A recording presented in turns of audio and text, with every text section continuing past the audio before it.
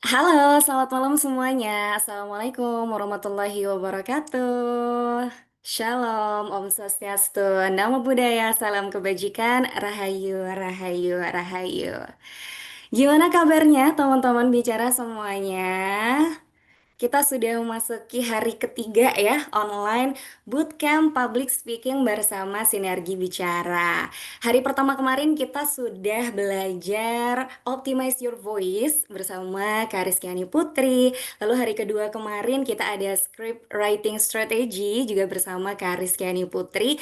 Nah, hari ketiga ini kita super spesial karena kita akan dibimbing langsung nih oleh dua narasumber sekaligus. Jadi bukan hanya Kak Rizkyani Putri ya, malam hari ini Kak Rizkyani Putri akan ditemani oleh Mas Febrio Kalianda. Boleh say hi dulu ke Kak Halo, Rizkyani Putri dan Mas hai, Rio. hai. Eh, Oke. Oke, terima kasih. Nah, aku sebelum kita mulai ya, teman-teman bicara yang sudah hadir hari ini boleh dibantu untuk rename dulu yang belum rename username-nya di Zoom. Ya, kita boleh rename dulu dengan format nama, asal, dan username Instagram. Oke, nama, asal, dan username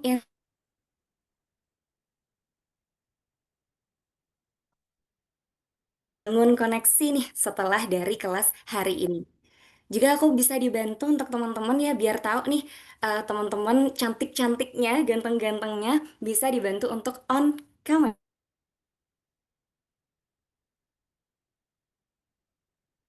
Oke, Oke, terima kasih teman bicara.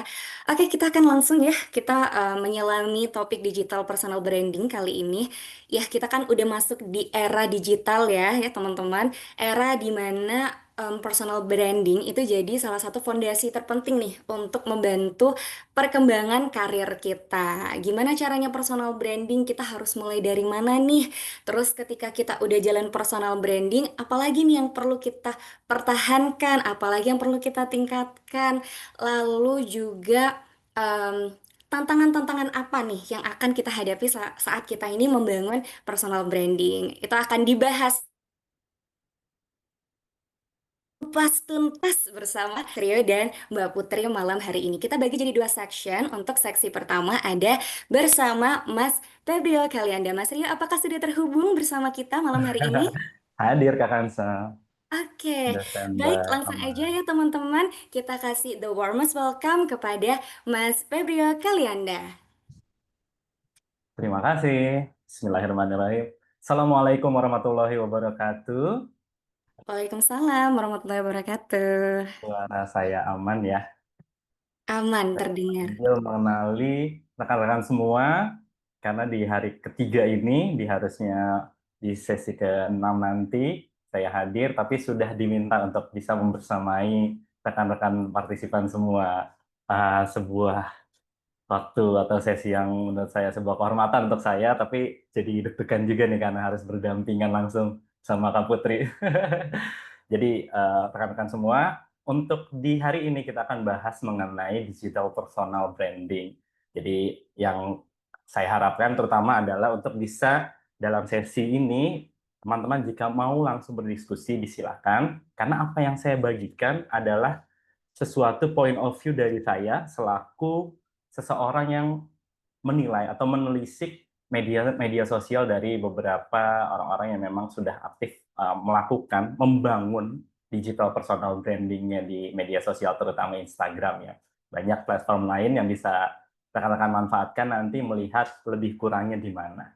Jadi izinkan saya untuk bisa kita masuk ke sesi saya dengan men-share materinya.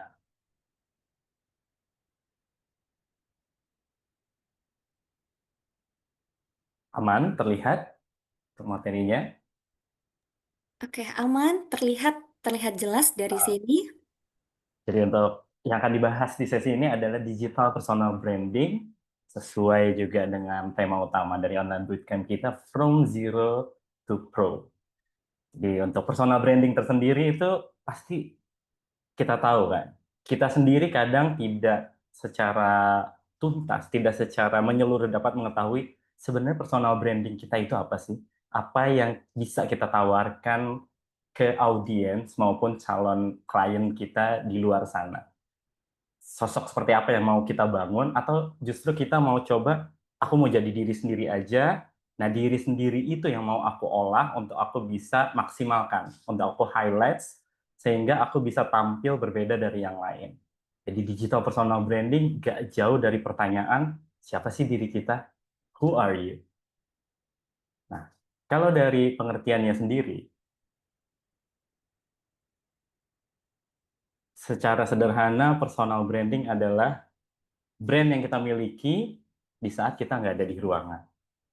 Kalau rekan-rekan ingat kemarin, kalau tidak salah saat sesinya Kak Putri sempat mention, besok berkenan nggak jika ditemani oleh Mas Rio.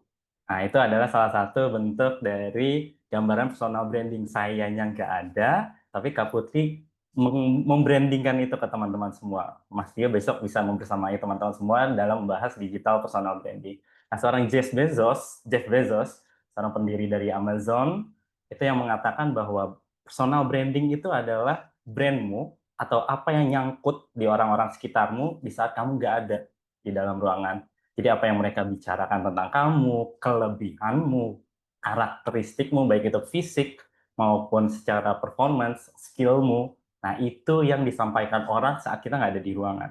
Jadi mereka bisa menyampaikan itu se-honest mungkin, sejujur mungkin, se apa yang mereka pikirkan bahwa seorang Febrio itu adalah ini intinya. Febrio itu adalah orang yang A, orang yang B. Di saat Febrio-nya nggak ada. Tanpa harus ada dorongan dari Febrio untuk menggambarkan, mendeskripsikan seorang Febrio itu seperti apa sih. Itu adalah pengertian dari personal branding. Nah, sekarang kita coba ini lagi ya, memperdalam supaya pengertian personal branding itu udah di luar kepala kita. Untuk hewan atau binatang ini, brandingnya apa sih? Kira-kira teman-teman ada yang mau jawab? By mic or by chat? Silakan. Branding dari hewan yang tampil di sini. Galak. Salah, boleh. Ada lagi? Ada yang bilang berani, Mas Rio. Berani. Oke. Hmm. Kalau secara whole-nya, atau misal ya, kita sebagai spesies lain, sebagai manusia menilai sosok ini sosok apa sih? Seekor apa sih brandingnya? Kalau Gala kan tadi cerminan dari ininya ya, dari attitude-nya, dari sikapnya, dari karakteristiknya. Ada yang mau coba jawab lagi? Ada Kak Weni, Mas Rio. Raja katanya, Mas. Iya, raja di mana? Dilengkapi Kak Sobria dari Gresik, Raja Hutan katanya. Raja hutan. Betul. Dari sejak saya lahir, saya kebetulan millennials, kelahiran tahun 92, sampai sekarang, jargon itu masih ada. Masih berlaku ya. Bahkan diulang-ulang juga di taman kanak-kanak bahwa singa sama dengan raja hutan. Padahal di dunia nyata, singa itu habitatnya bukan di hutan, melainkan di padang rumput atau sabana. Jadi ada kesalahkaprahan ini. Tapi kenapa terus disajikan berulang-ulang brandingnya? Karena mungkin ada kebutuhan tertentu untuk membangun branding singa itu sebagai seorang raja hutan. Salah satunya ada kebutuhan marketing dari pop culture yang bahwa pada saat itu The Lion King, rajanya dari para singa kan, Simba, Mufasa, ayahnya seperti itu, digambarkan bahwa di hutan itu ada satu pemimpin, satu hewan pemimpin, yaitu seekor singa. Padahal saya sejak mengerti dunia perhewanan gitu, dunia binatang, menganggap bahwa kenapa harus seekor singa yang menjadi raja hutan? Karena tadi sudah mentah di satu bahwa habitat aslinya singa bukan di hutan, melainkan di padang savana. Kenapa enggak dipilih hewan atau binatang yang asli dari hutan sebagai raja hutan? Kedua, kenapa harus seekor hewan atau binatang yang agresif, yang egois, individual, walaupun singa wanita itu kecenderungannya berkelompok ya, tapi singa pria, singa jantan, itu kecenderungannya individual. Kenapa yang seperti ini dengan sifat-sifat seperti ini yang dibangun brandingnya sebagai seorang raja di hutan? Kenapa bukan memilih hewan atau binatang lain? Nah, itu kan dapat kita pertentangkan. Artinya melalui dua slide ini aja kita sudah bisa mempertanyakan bahwa branding yang dibangun itu adalah branding yang diciptakan oleh suatu pihak dan diamini atau menjadi konsensus oleh pihak lain. Dengan cara apa? Di marketing terus-menerus, dipublikasi terus-menerus, diangkat terus-menerus, salah satunya melalui budaya pop ini. Kenapa? Protes saya berlanjut, kenapa bukan hewan ini yang menjadi raja hutan? Kenapa bukan gajah? Padahal secara karakteristik, secara fit and proper test, hewan ini bisa untuk dikatakan sebagai rajanya hutan. Yang pertama, karena tinggalnya di hutan, habitatnya di hutan. Kedua, sebagai seorang raja dibutuhkan karakteristik yang powerful, secara fisik maupun secara eksistensi ya. Secara eksistensi terlihat di suatu ekosistem hutan, gajah itu adalah sosok yang besar, sosok hewan yang besar, sosok hewan yang tangguh. Itu sudah masuk lagi sebagai karakteristik suatu hewan bisa dikatakan atau masuk kategori sebagai raja hutan. Kemudian yang saya suka adalah berikutnya, yaitu solidaritas. Solidaritas antar kawanan tinggi, rasa kepeduliannya tinggi terhadap kawanannya maupun terhadap hewan lain yang mungkin secara fisik lebih kecil. Kalau rekan-rekan ingat, waktu kemarin sempat viral di daerah Malaysia, kalau saya tidak salah, ada gajah yang anaknya tertabrak mobil, kemudian tewas. Nah, gajahnya nggak mau beranjak dari tempat anaknya tewas. Nah, itu dia. Itu menggambarkan siapa sih yang nggak senang punya raja, punya pemimpin yang memiliki karakteristik seperti itu. Peduli. Kemudian yang terakhir defensif, melindungi kawannya. Ketimbang ofensif, uh, menjajah lahan lain, kemudian juga merusak tatanan alam di hutan, tapi gajah lebih memilih untuk kalau memang itu jalurnya, maka dia akan lewat jalurnya. Dia tidak pernah menerobos jalur baru. Jadi saat ada berita bahwa gajah menerobos ke pemukiman warga, nah ini posisinya di mana? Apakah gajahnya betul keluar dari hutan menerobos ke perumahan warga atau sebaliknya perumahan warga yang masuk ke jalur migrasinya gajah. Jadi itulah gambaran singkat kalau kita boleh pinjam contoh dari saudara kita spesies lain, kenapa pentingnya branding bisa dimunculkan sebagai untuk membentuk personal branding demi kebutuhan kita. Entah itu baik secara kebutuhan komersil maupun kebutuhan secara identitas. Sekarang saya ajak rekan-rekan untuk bisa berdiskusi lagi. Siapa penguasa lautan di antara ketiga hewan ini? Dari sebelah kiri itu paus pembunuh atau orca, kemudian yang tengah paus pilot, dan yang kanan itu great white shark, hiu putih atau hiu banteng. Yang mana yang menjadi penguasa lautan? Uh, ada Kak Karunia, Ya, Inayati, Kak Dewi dari Jogja, Kak Afi Sidoarjo, bilangnya hiu. hiu. Berarti sudah berapa orang tuh menjawab hiu? Tiga, empat. Ada satu, dua, tiga, empat. Ada empat, ada lima. Baru ketambahan lagi, Mas. Oke, Ada Kak Sobria Gresik, bilangnya paus, Mas. baik. Ada Ha-ha. yang jawab paus pilot nggak yang tengah? Belum ada sejauh ini, Belum Mas. ada. Ha-ha. Jadi ini lagi-lagi adalah bentuk branding bahwa penguasa lautan nyatanya di dunia nyata menurut penelitian dari para ahli kelautan, hiu itu adalah mangsa dari apex predator atau predator puncak, yang dimana predator, predator puncak lautan adalah paus orca, paus pembunuh. Tapi di sisi lain, kalau ditanyanya adalah penguasa, paus orca adalah satu-satunya hewan sebagai apex predator atau nggak ada predator yang memangsa mereka yang takut dengan paus pilot. yang tengah. Jadi kalau gambaran seperti itu bisa dikatakan paus pilot adalah penguasa lautan karena paus pilot berani atau ditakuti oleh apeksi predator di lautan. Jadi siapa penguasa lautan adalah paus pilot. Tapi nyatanya di dunia pop culture, kemudian juga di sosialisasi di dunia pendidikan, itu jarang terdengar paus pilot. Padahal orca sebagai apex predator itu sangat takutan jika harus face to face di laut bersama paus pilot. Kenapa? Karena selain paus pilot badannya lebih aerodinamis, lebih cepat bergerak, paus pilot juga hidup dalam kawanan. Jadi saat bertemu face to face di lautan, paus pilot akan mengincar paus orca bukan sebagai mangsa, tapi untuk menguasai wilayah yang ada di lautan. Jadi paus orca akan menyingkir ke wilayah yang lain. Kenapa banyak yang menjawab hiu? Karena jawabannya pasti diselingi oleh salah satu faktor ini. Lagi-lagi, itulah branding, kekuatan branding.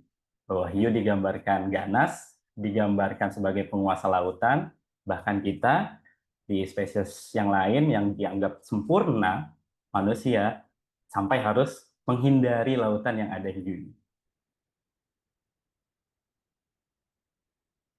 Dari kedua contoh tadi, maka timbullah apa yang disebut social construction. Jadi pengertian, konsep, makna, gagasan mengenai apapun itu, mengenai realitas itu sendiri bahkan adalah hasil interaksi antar manusia, hasil yang namanya konsensus. Jadi jika manusia sebagian besar, tanda kutip, menyepakati bahwa, oh iya, hiu itu mengerikan karena giginya tajam, karena banyak memangsa hewan-hewan laut, bahkan secara tidak sengaja saat berhadapan dengan manusia mungkin akan menyerang manusia. Nah, itu disepakati, dipublikasi dengan tadi budaya culture melalui film, Jaws, dan sebagainya, sebagai apa yang dianggap konsensus sebagai penguasa lautan. Padahal realitasnya tidak seperti itu. Yang artinya bahwa konsensus social construction atau konstruksi sosial itu artifisial atau dapat dibentuk. Termasuk apa yang kita bahas di hari ini, personal branding yang kita miliki atau yang ingin kita tampilkan ke audiens maupun pihak lain, itu adalah hal yang nyatanya bisa dibentuk, bukan bawaan lahir kok. Jadi semuanya bisa kita bangun menyesuaikan goals kita atau tujuan kita. Kita mau meraih apa dengan memanfaatkan personal branding tersebut. Yang pertama harus diingat, saat kita hendak membangun personal branding, membangun nantinya konsensus mengenai pandangan orang lain terhadap kita, itu kita harus pertama kali ingat sadar citra dulu. Apa yang dimaksud sadar citra? Boleh rekan-rekan saksikan video yang akan saya putar berikut. Kita coba maknai bersama-sama. Pertama dia harus tahu identitas dirinya dan kapital apa yang dia punya. Misalkan dari human capital dia punya apa, dia pintar di bidang apa, jago di bidang apa. Social capital ngaruh dia dekat dengan siapa. Psychological capital juga ngaruh seberapa tahan banting dia dan segala macam. Semua itu kemudian dinegosiasikan, dipikirkan ulang, dinarasikan ulang ke diri kita. Kayaknya kita bagus di mana. Nah, maaf potongannya agak nggak pas, cuma saya menangkap cukup dari satu kalimat itu bahwa untuk mengenal diri kita dulu, untuk membangun personal branding, kita harus sadar citra yang tadinya yang di video itu dijelaskan beberapa bagiannya, diantaranya kapital-kapital atau hal-hal yang kita punya, yang kita miliki. Di antaranya adalah tadi, kalau fisik, secara fisik, apa sih kelebihan yang kita anggap bisa kita up atau highlight untuk menjadi personal branding kita. Kemudian juga secara interaksi sosial, kita punya apa yang bisa kita highlight juga untuk kebutuhan personal branding kita, untuk goals dari personal branding kita. Dan yang ketiga juga ada tadi tambahan ya, beberapa kapital-kapital lain yang bisa membuat kita menggabungkan semuanya menjadi satu paket lengkap untuk kita membangun personal branding kita. Jadi yang paling pertama adalah refleksi, sadar citra dulu. Citra yang apa yang mau kita buat, citra apa yang kita mau bangun sebagai inti dari personal branding kita. Itu saat kita mulai langkah untuk membangun personal branding. Namun, pertanyaannya kan, kalau kita udah punya nih listnya, kita mau bangun personal branding kita, ini kelebihan kita secara fisik, ini kelebihan kita secara skill, ini kelebihan kita secara interaksi sosial dengan beberapa pihak. Kemudian bagaimana kalau yang saat kita mau bangun itu ternyata hasilnya bertolak belakang dari tujuan personal branding kita. Atau amplifikasinya atau impact-nya justru dari luar bertolak belakang, nggak sesuai sama apa yang kita bangun. Bagaimana? Kira-kira ada yang punya jawaban atau bisa kasih, oh ternyata gini mas, ya udah nggak apa-apa kita ganti aja, gitu. Ganti tujuan atau apa? Silakan.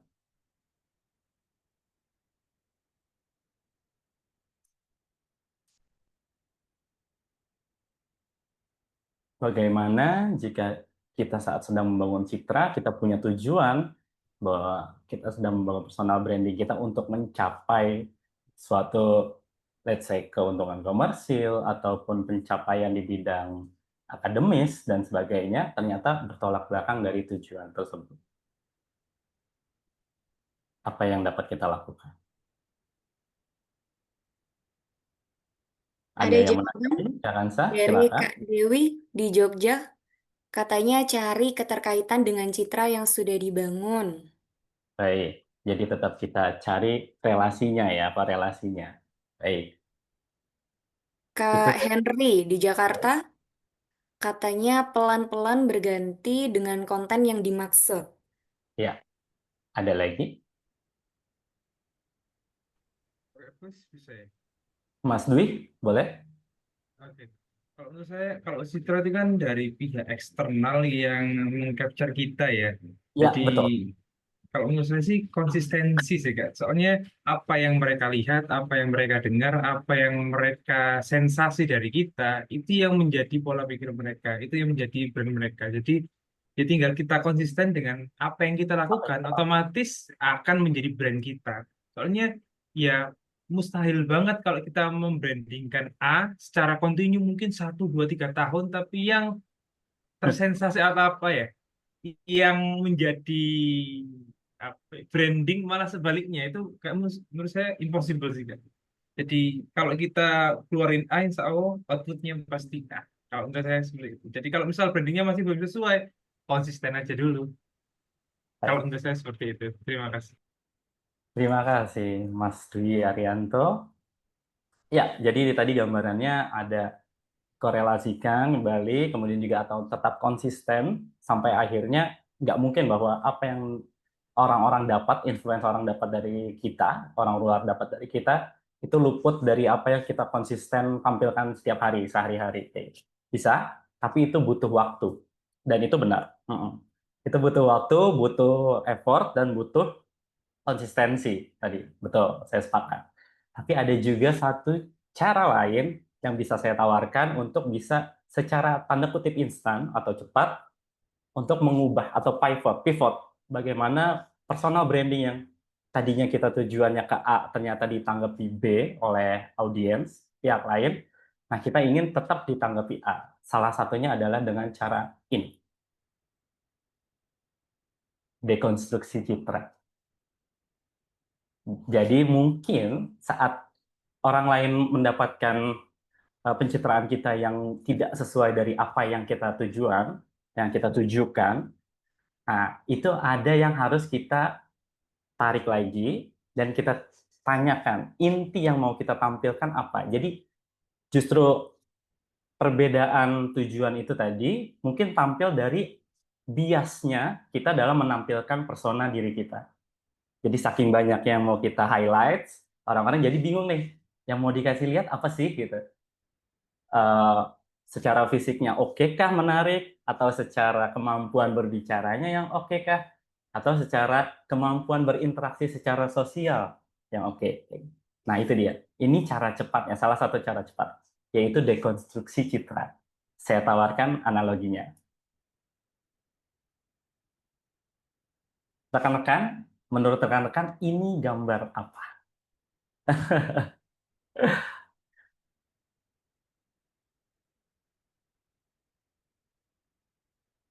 Dari keseluruhan dari unit-unit unsur-unsur yang ada di gambar ini, lukisan ini menggambarkan apa?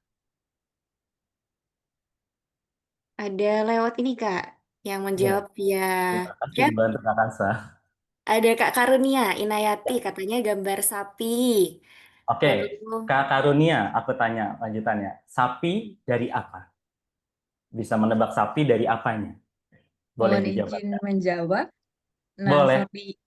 sapi itu dari tanduk, terus habis itu Baik. penampakan badannya, Ya. terus kebetulan warnanya putih ya, terus ada kakinya, terus sama ekornya gitu, Kak.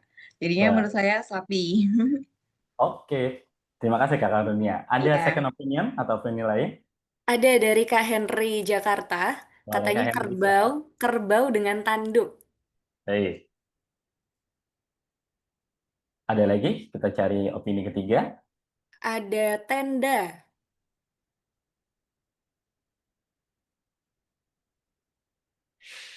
Iya, Kak Kansa? tenda atau rumah. Oh, Katanya. gambar tenda atau rumah. Mm-mm. Baik. Oke, jadi dari jawaban teman-teman, tadi 2 orang dari 3 jawaban itu betul. Ini adalah gambar seekor hewan, lagi-lagi. Di mana ini bisa jadi analogi kita untuk masuk ke pembahasan dekonstruksi tadi. Kalau boleh aku mention sedikit, teman-teman, rekan-rekan lihat di kanan bawah, itu ada signature. Kira-kira terbayangkah itu tulisannya apa? Kalau enggak, saya bantu ya. Ini adalah hasil karya dari Pablo Picasso, seorang pelukis terkenal yang terkenal akan seninya atau aliran seninya geometris. Kadang dia gambar kubisme, kubus atau segitiga. Kalau teman-teman seumuran saya biasanya kenal ini awalnya dari Shinchan, krayon Shinchan. Krayon Shinchan itu banyak membahas mengenai lukisan dari Pablo Picasso. Nah, ini adalah analogi dari dekonstruksi citra. Lukisannya tidak berasal dari ini, tapi berasal dari ini. The Bull, judul lukisannya oleh Pablo Picasso, dari kiri paling bawah. Jadi bagian lengkap dari banteng dilukis oleh Pablo Picasso yang kemudian didekonstruksi ulang. Diambil yang mana yang jadi inti-intinya saja. Jadi dari bulu, ekor dengan gambaran panjangnya, bagian punuk yang ada isi dagingnya dan segala macam. Kemudian juga ada 2 tanduk dibedah, didekonstruksi ulang oleh Pablo Picasso menjadi seperti ini. 2 tanduk sudah cukup digambarkan dengan 2 garis. 4 kaki cukup digambarkan dengan 4 garis. 1 ekor cukup digambarkan 1 garis, dan itu ada kelamin jantannya digambarkan ya sudah dengan gambaran lingkaran dan 1 garis. Nah, ini adalah gambaran dari dekonstruksi bahwa di personal branding, dalam personal branding, kalau tidak sesuai, belum sesuai dengan tujuan kita untuk membangun personal branding kita lakukan itu. Kita lakukan dekonstruksi. Jadi kita ambil dulu inti yang mana, yang paling inti dari kita, yang mau kita tampilkan sebagai personal branding kita. Jadi nggak bisa secara sekaligus kita bangun personal branding dengan menonjolkan beberapa highlight yang kita rasa ada di diri kita. Itu nggak akan menonjolkan satu karakteristik yang khas dari kita. Lanjut juga di gambar ini. Kalau masih bahas dekonstruksi, kira-kira di foto yang kiri atas dan kiri bawah itu gambar apa? Kemarin sempat viral di berita-berita nasional, baik itu di televisi maupun di digital. Yang paling atas, kiri, ada suatu tabung panjang, kemudian berwarna abu-abu. Ini adalah gambaran gajah. Gajah. Gajah Gresik ya, patung gajah Gresik yang menuai banyak kontroversi. Tapi kita nggak bahas itunya, kita bahas di tadi, analogi dari dekonstruksi. Bahwa ini saja sebetulnya secara dekonstruksi sudah cukup memenuhi syarat untuk digambarkan sebagai gajah. Kenapa? Karena pertama memiliki belalai. Hewan lain selain gajah, utamanya, itu tidak mempunyai belalai. Gajah punya belalai, dilengkapi dengan kaki 4 berbentuk tabung atau berkolom dan warnanya abu-abu umumnya. Sedangkan di gambar yang bawah itu pesut mahakam yang gambaran morfologi tubuhnya itu panjang dan biasanya agak bungkuk, nggak lurus seperti ikan-ikan kebanyakan karena ini mamalia, agak bungkuk, tapi nggak punya moncong.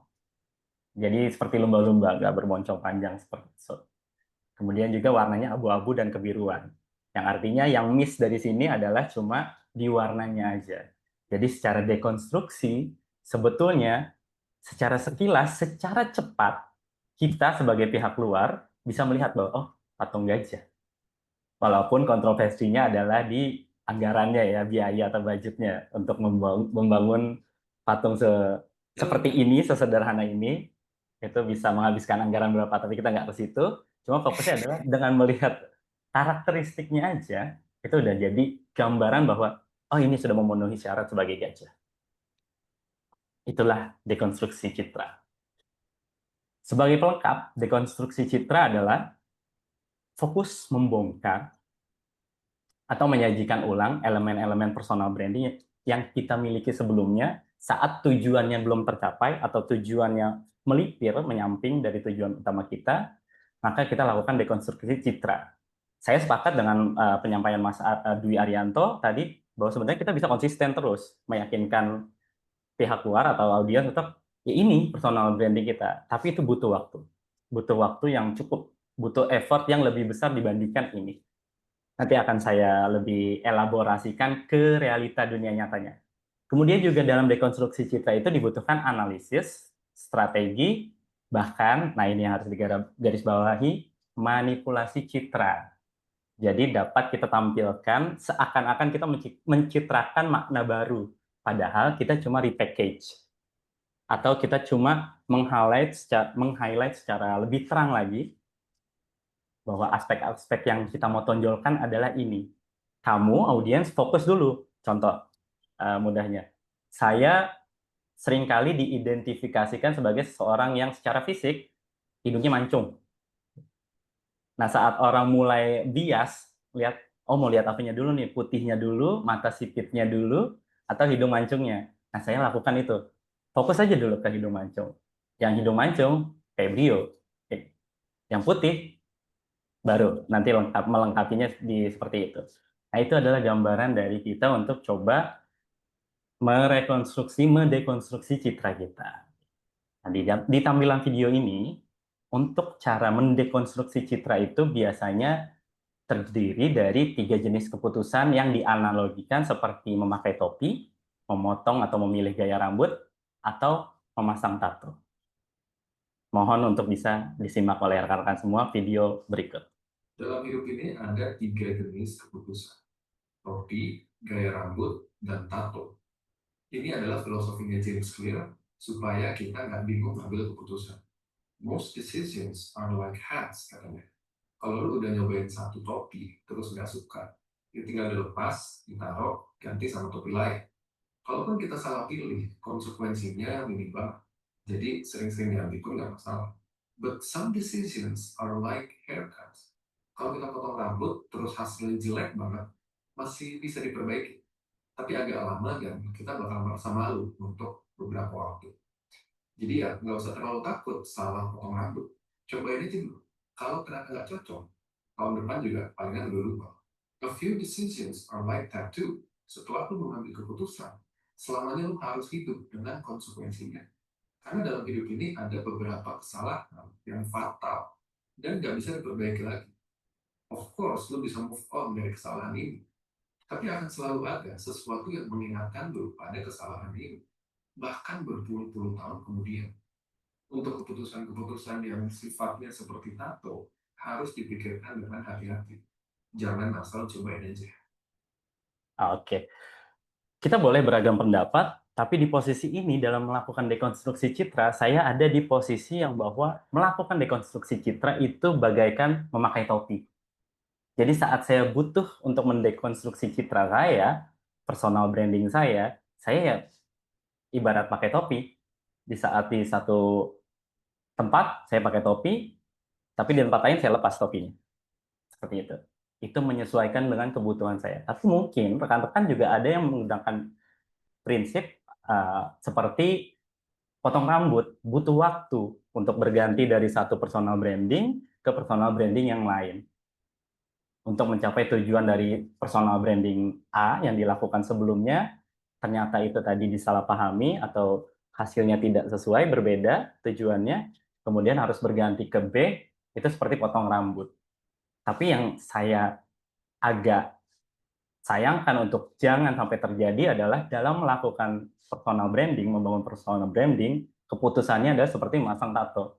Jadi seperti memikirkan matang-matang, di saat mentok dibutuhkan tindakan atau solusi plan B sampai Z, itu sampai berpikir bahwa nggak bisa, ini sudah melekat sekali. Nah, itu bisa dikaji ulang kembali. Karena bahwa dekonstruksi citra itu dapat dilakukan di dalam satu kondisi tertentu yang apabila tujuannya adalah yang ingin kita capai.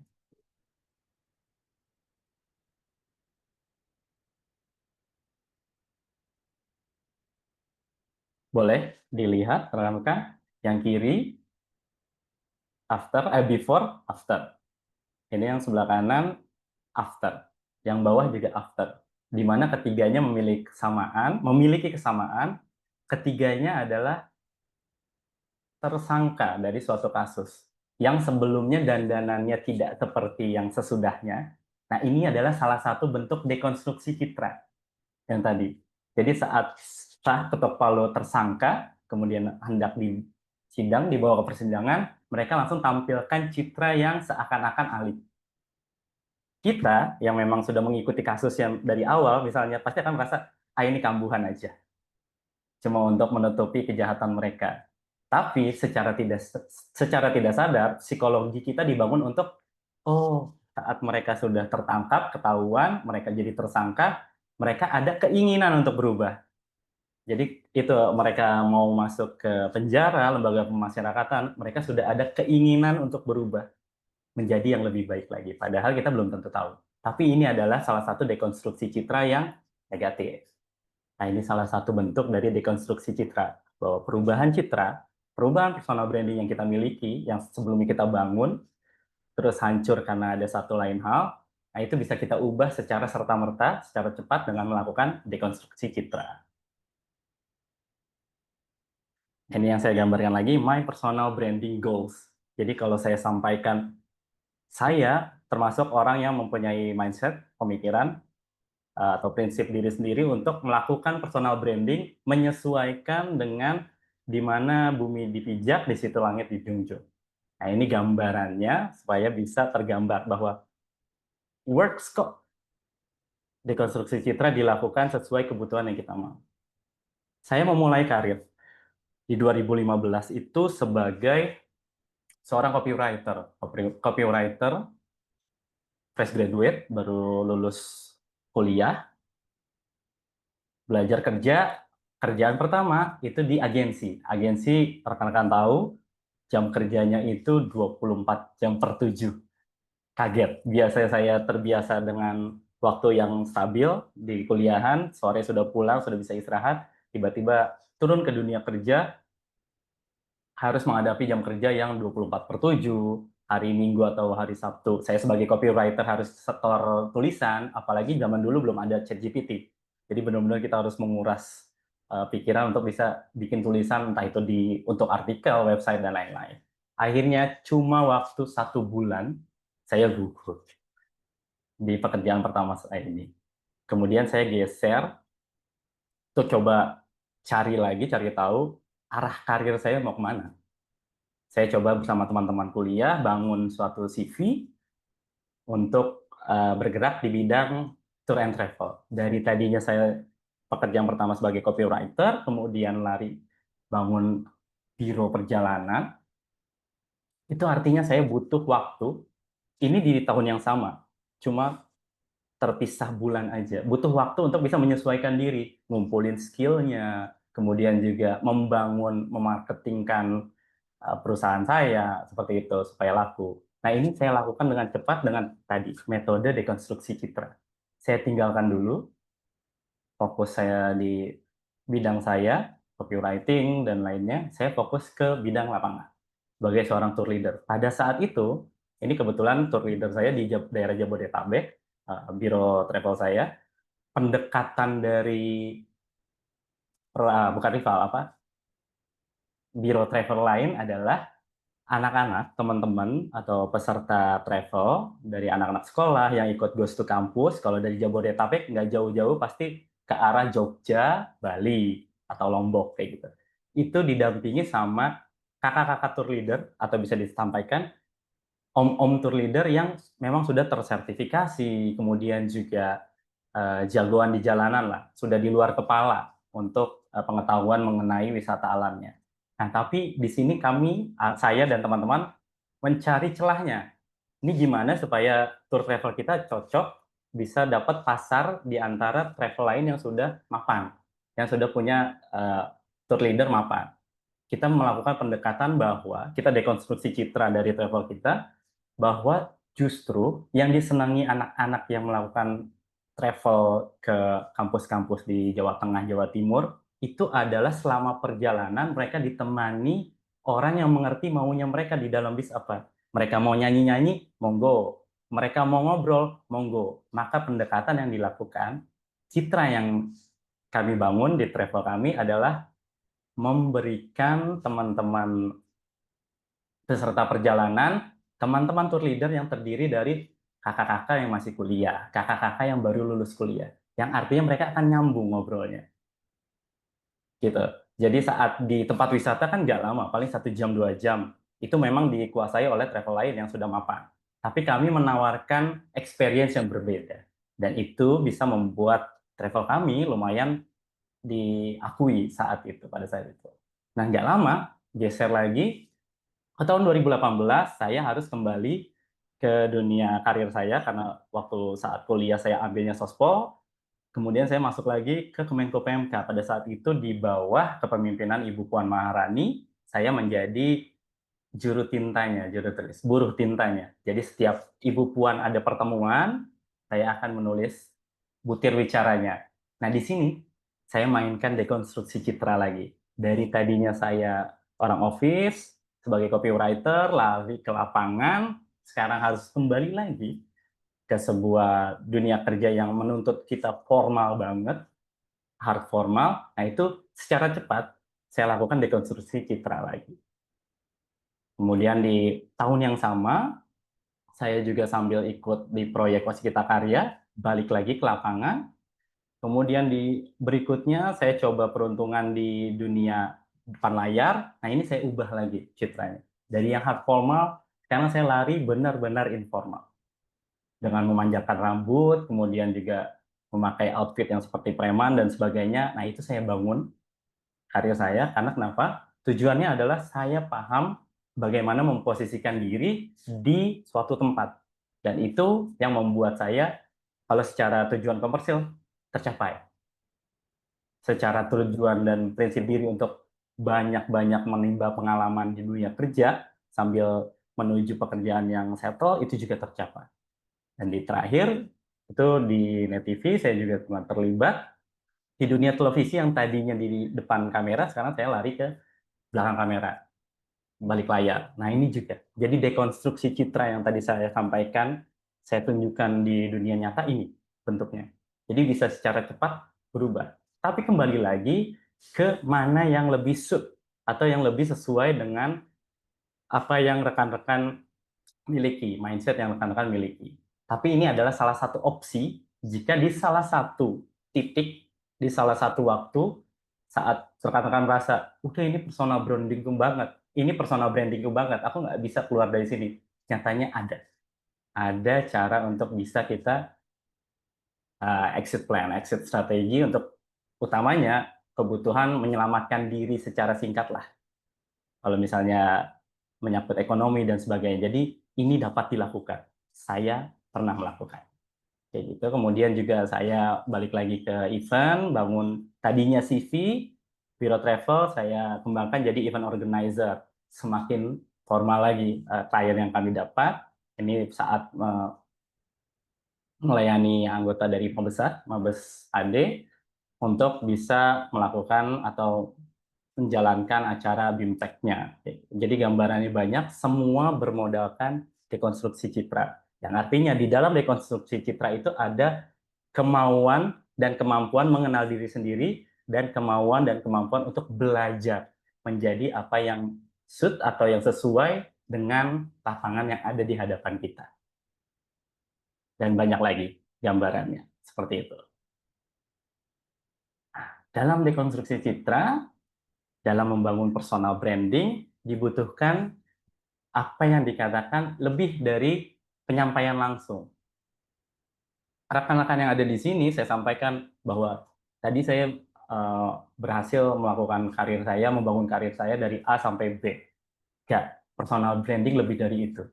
Bahwa personal branding nggak cuma apa yang terlontar dari mulut saya, tapi nantinya akan muncul dari omongan pihak ketiga atau apa-apa yang rekan-rekan temukan mengenai saya di luar. Entah itu di digital, entah itu dari perkataan mantan klien saya, kemudian juga dari orang-orang yang mengenal saya, yang kebetulan bertemu dengan rekan-rekan di luar. Nah, jadi beyond direct communication. Nggak cuma dari saya, nggak cuma promo dari mulut saya, tapi juga dari penyampaian orang-orang. Itulah kenapa persepsi itu penting. Persepsi, reputasi dalam personal branding itu penting. Itu yang kita capai, kemudian itu yang kita maintain atau kita jaga. Jadi brand kita, personal branding kita terinfluence paling besar adalah melalui apa yang orang alami saat berinteraksi dengan kita. Jadi apa yang orang alami, experience mereka saat berinteraksi dengan kita, apa yang mereka gambarkan tentang kita, itu dia yang menggambarkan personal branding. Kemudian juga dibutuhkan strategic management. Jadi butuh di-maintain, di-manage secara konseptual. Jadi saat tadi personal branding adalah apa experience atau apa yang disampaikan orang tentang kita pada orang lain, nah ini bisa kita bangun, kita manage untuk menjaga itu. Dan yang terakhir, online presence, kehadiran kita di online atau digital. Karena kita sudah tidak bisa tidak bahwa sosok yang relevan dalam membangun personal brandingnya adalah orang yang juga memperhatikan digital personal branding. Karena saat kita nggak ada, tapi pandangan orang, komentar orang, atau orang ingin mengenal kita, itu bisa melalui media sosial, melalui kehadiran kita di dunia digital atau dunia online. As the saying goes, harimau mati meninggalkan belang, gajah mati meninggalkan gading, manusia modern pergi meninggalkan. Ada yang bisa kasih pendapat? Harimau mati meninggalkan belang, gajah meninggalkan gading, manusia modern meninggalkan. Ada yang jawab, Kak Kansa? Ada kebermanfaatan katanya, Oke, bisa. jejak digital katanya, Siapa yang citra. jawab? Heeh. Betul. Manusia pergi meninggalkan jejak digital. Ini prasasti kita di era ini. Ini adalah apa ya? Footprint kita. Kalau dulunya prasasti atau gambar-gambar di dalam gua oleh manusia gua, ini yang kita tinggalkan. Jadi kita menjadi relevan saat kita bisa meninggalkan jejak digital yang sesuai dengan apa yang kita ingin orang tahu tentang kita. Kita masuk ke digital personal brandingnya nih. Tadi sudah personal brandingnya, sekarang kita masuk ke dunia digital nih. Karena sudah diawali dengan bahwa setiap manapun kita, saat kita pun tidak aktif di media sosial, kita sedang matiin HP atau kita sedang tidur, jejak digital itu masih ada. Need to change. Disclaimer bahwa penampilan kita dalam membangun personal branding itu memang bukan segalanya. Namun, segala sesuatu itu awalnya pasti dari penampilan. Mau itu dunia nyata maupun dunia digital. Awalnya pasti dari penampilan. Digital personal branding ini saya bagi ke beberapa contoh besar. Di antaranya, pertama saya suka menggambarkannya persona as a brand, atau orang orang per orang yang memang dibangun sebagai brand atau komoditas yang dibangun secara konsep untuk bisa dijual, dikomersialisasi, dan works. Salah satu yang menjadi contoh terbesar di abad ini, salah satunya adalah sosok beliau ini, David Beckham. David Beckham adalah orang yang bisa dikatakan secara internasional sudah lengkap, whole package sebagai brand. Orang yang bisa dikatakan sebagai brand. Dia dibangun dengan cara dikonsepkan secara baik, dia bisa bertahan. Walaupun sekarang ada Cristiano Ronaldo atau Messi, Beckham tetap ada. Sosoknya masih tetap menjual, masih banyak endorsan yang masuk ke beliau. Bahkan beliau sekarang bisa tanda kutip mempekerjakan Messi di klubnya. Beliau ini bikin klub di Amerika, Inter Miami, kemudian bisa mempekerjakan Messi. Artinya kan Messi ada di bawah Beckham. Padahal di eranya Messi sekarang. Saat Ronaldo meningkat terus sebagai atlet terbaik sepanjang bisa diklaim sebagai atlet terbaik dekade ini, Beckham masih tetap ada juga. Tapi kontrarinya butuh waktu, butuh tim, butuh sumber daya yang besar. Selain untuk membangunnya, kemudian juga untuk memaintain dan memanage. Nah, ini gambaran bahwa seorang persona bisa dibangun sebagai brand, yaitu bahwa Beckham pada saat keluarnya pertama kali dengan rambut belah tengahnya, kemudian botak, kemudian dikuncir, kemudian mohawk, itu jadi fenomena global. Semua orang ikut untuk mengikuti fashionnya, apa yang dia tampilkan. Dia menjadi fashion icon. Itu nggak serta-merta ada. Nggak keputusan yang tiba-tiba Beckham menyatakan, mau botak aja. Nggak. Semua itu dikonsepkan.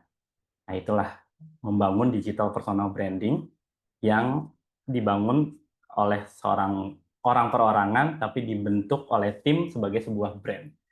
Kemudian juga beliau dikenal sebagai multi-billionaire celeb, ya, dengan istrinya yang juga seorang selebritas.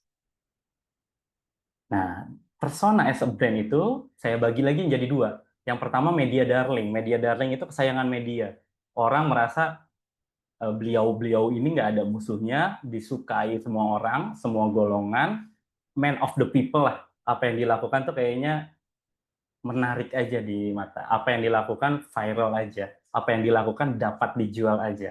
Di antaranya adalah beberapa sosok ini. Harta, tahta,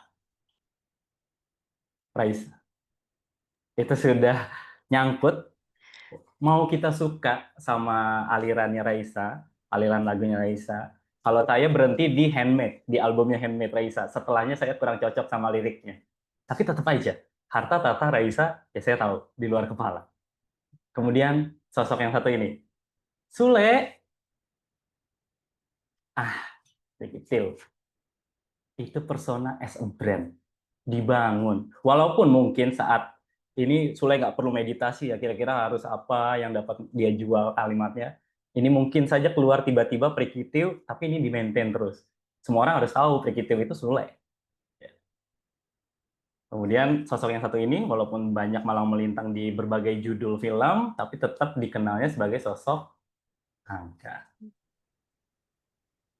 Sekarang sebaliknya, kalau sosok ini biasa aja, cewek, mungkin juga seorang penyiar radio, announcer, tapi yang spesial apa sih?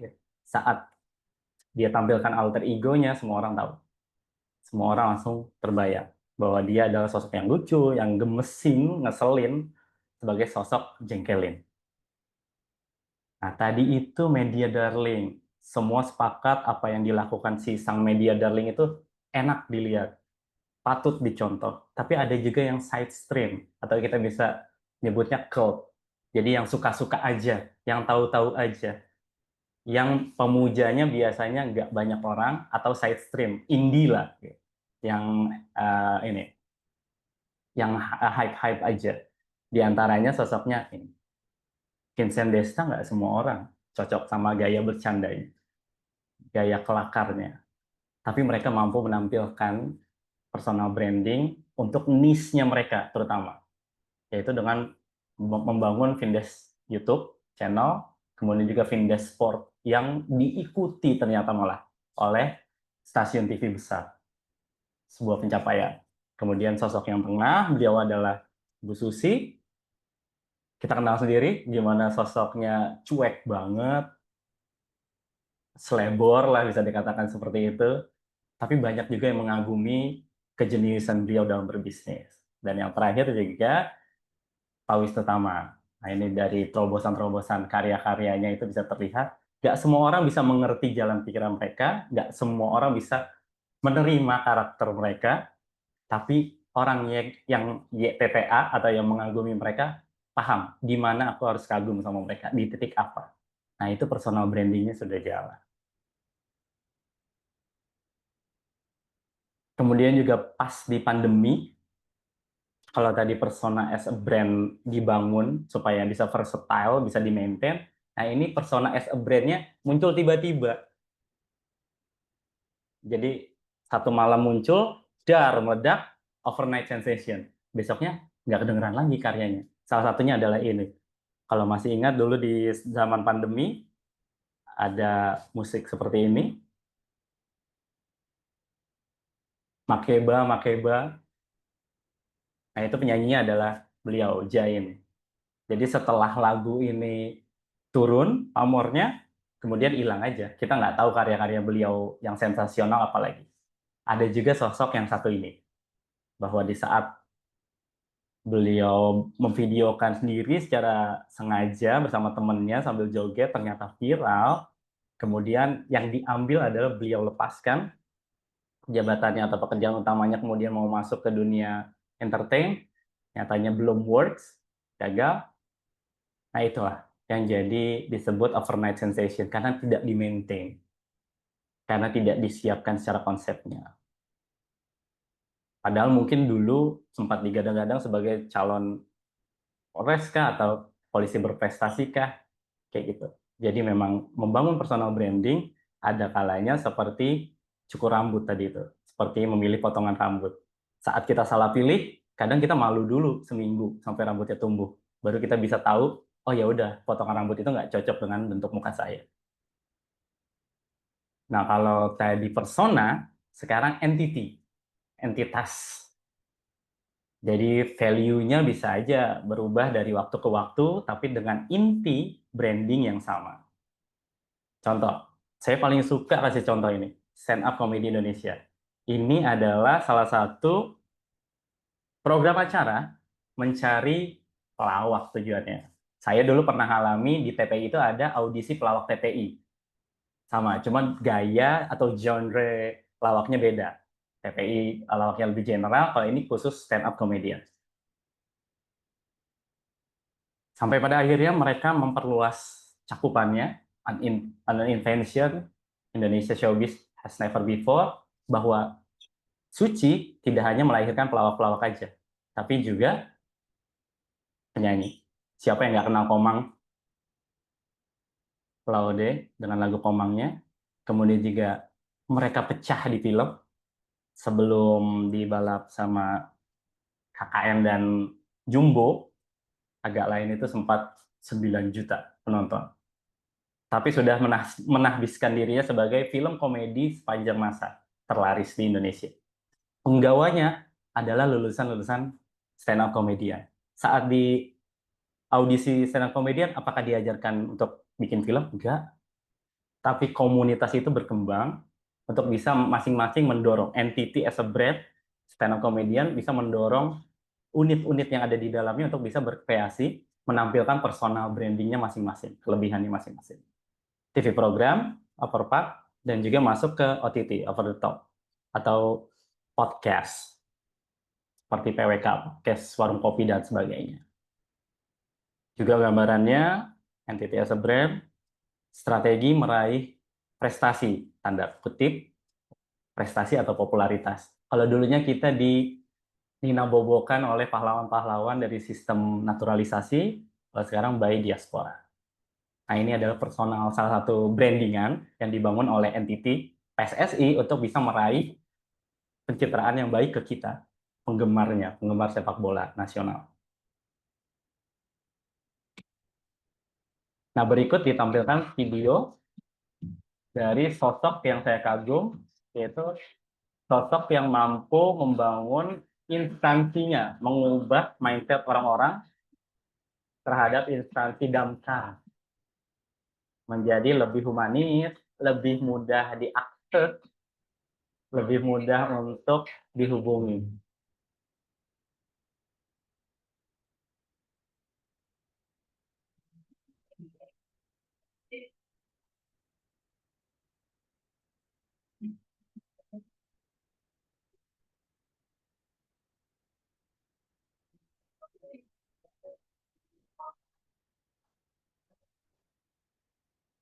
Saya tidak hendak meniadakan peran serta orang di balik layarnya Pak Tamsil, dari akunnya Pak Tamsil. Tapi sosok beliau ini adalah salah satu sosok penggawa pionir yang menggambarkan bahwa damkar itu adalah solusi dari apapun.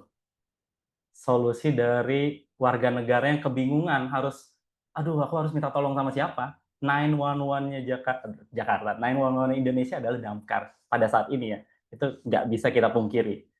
Yang pada akhirnya muncul, kalau ada masalah, hubungi aja damkar. Pasti ada solusinya.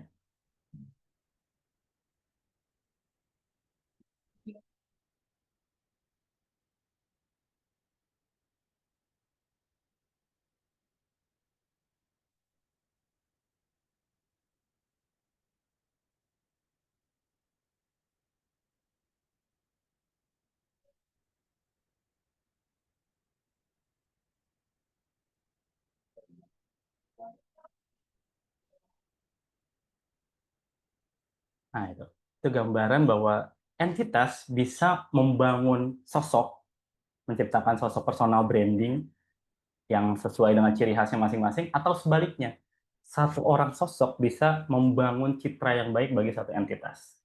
Nah, kemudian bagaimana caranya kalau kita sudah tadi menampilkan personal branding, digital personal branding kita sudah kita tampilkan, kita mulai dari nol, kita mulai dari zero, bagaimana caranya untuk menjadi viral?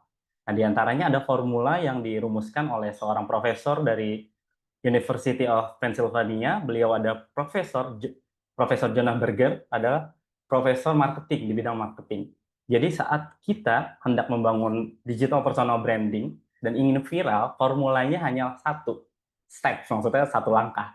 STEPPS, di antaranya social currency. Jadi kita fokus membuat konten yang bisa membangkitkan social currency kita di mata audiens kita, followers kita. Social currency itu apa? Oke. Di antaranya ini. Menurut gue ini very unique di Indonesia adalah social currency, Pak. Sebentar, saya dapat info bahwa beberapa video ada yang tidak tampil suaranya. Ini muncul nggak suaranya? Apakah aman? Aman. Baik, saya ulang dari awal. Menurut gue ini very unique di Indonesia adalah social currency, Pak. I see. Social currency. S2 gue ngambil tesis soal community juga. Jadi ada sesuatu hal yang menurut gue unik di Indonesia. Kalau di negara-negara lain, kayak di US, gitu, mereka berkumpul karena mereka merasa kesepian. Ya. Hal yang juga terjadi di kota besar di Indonesia. Tapi di kota-kota, di daerah-daerah yang lebih kecil, yang lebih sering guyup sih nggak merasa kesepian gitu. Karena intinya orang Indonesia tuh punya karakter yang dia akan selalu berkumpul guyup gitu. Tapi ada satu yang akan membuat guyup ini lebih rame atau lebih strong itu social currency. Social currency itu gue selalu bahasain kalau di marketing itu adalah sebuah nilai yang lebih mahal dari mata uang atau dari rupiah. Gue kasih contoh, Pak. Ya, lo dapat nasi kotak nih. Nasi kotak dari tetangga lo, isinya nasi, ayam, nasi sambal balado, bihun sama telur, sama pisang kecil. Ya kan? Jadi lo makasih sama tetangga lo, ya. Tapi anggap aja, lo dapat nasi kotak, isinya sama, nasi, ayam, bihun, telur balado, pisang yang kecil. Tapi ditutup ya, ada tulisan syukuran ulang tahun di kelas 1 tahun. Social currency. Apa yang lo lakukan pertama kali? Pamerin. Ngepost ke sosial media. Padahal itu barang, harganya sama-sama 45.000. Value-nya sama. Value-nya sama, barangnya sama, rasanya mungkin sama, vendornya mungkin sama. But different social currency. Social currency ini terjadi real di akun saya terutama. Di saat saya berkolaborasi sama Mbak Putri, jelas beda. impact-nya ke followers, juga dengan traffic dari yang saya terima dari likes, kemudian viewers dan lain-lain. Nah, ini bisa teman-teman, bisa rekan-rekan terapkan saat membangun digital personal branding. Jadi bangun juga konten yang isinya bisa menaikkan social currency teman-teman di mata audiens atau followers. Kemudian kita masuk ke triggers. Triggers ini bisa manfaatkan entah itu tren lagu atau apa yang lagi tren sekarang di video-video atau digital personal branding yang teman-teman bangun, konten di media sosial teman-teman. Contohnya misalnya wedding core atau Ramadan core. Bisa kita manfaatkan itu sebagai trigger bahwa setiap ada hashtag atau tren wedding, otomatis di situ juga akan masuk video konten kita, kalau kita sebagai MC wedding misalnya, saat kita sedang MC wedding. Apalagi ada kejadian yang mungkin unik, lucu yang bisa kita tampilkan dalamnya.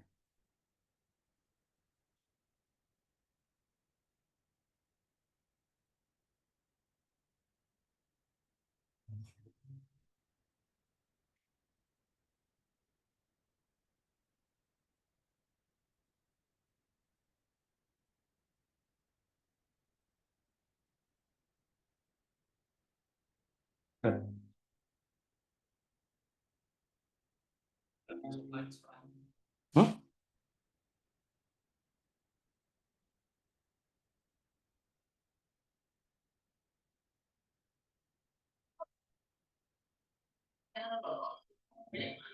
Nah, jadi saya menyarankan sekali, merekomendasikan bahwa saat membangun digital personal branding kita, saat kita misalnya kita fokus untuk MC wedding, MC acara-acara lain, kita bisa manfaatkan itu. Saya sering menyebutnya dengan algoritma hijacking. Jadi kita hijack algoritmanya, kita ikutan panjat melalui tadi triggers. Yang ketiga, emotion. Cepat saja bisa untuk konten-konten yang bisa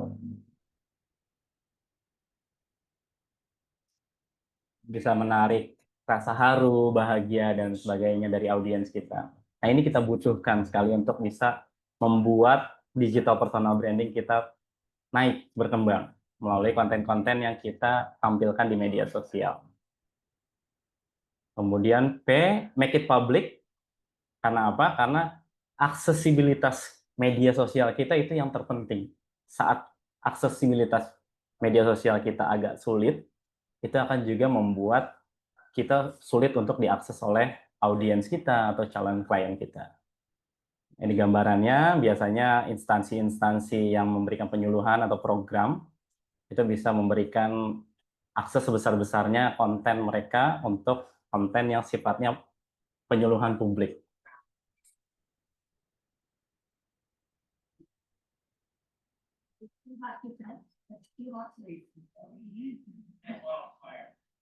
Dan biasanya semakin sederhana line yang mereka sampaikan atau kalimat yang mereka sampaikan itu lebih nyangkut. If it's too hard to live, too hard, jangan ditinggal gitu. Misalnya masih, if it's too hard to touch, ini belum boleh ditinggal. Nah, itu gambaran untuk mencegah kebakaran hutan kan. Sesimpel itu kalimatnya, tapi dengan tujuan yang sangat penting. Kemudian practical value bisa teman-teman tampilkan untuk kebutuhan konten yang memberikan value atau nilai-nilai yang bisa diterapkan oleh orang lain, yang orang lain bisa coba terapkan dan itu bermanfaat. Di antaranya misalnya ini ada seorang fotografer, bagaimana dia mendirect modelnya dengan cara yang unik, dengan cara yang lucu, jadi modelnya nggak merasa tertekan saat diambil gambarnya. Dan ini menjadi konten andalan beliau.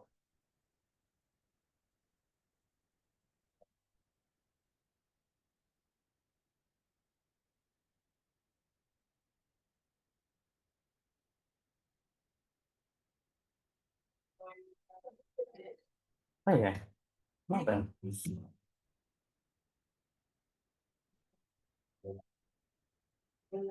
Nah, itu jadi gambarannya. Jadi teman-teman yang jadi MC misalnya bisa manfaatkan ini, bahwa teman-teman saat nge-brief klien itu dengan cara yang unik, dengan cara yang humanis, itu bisa ditampilkan sebagai konten teman-teman.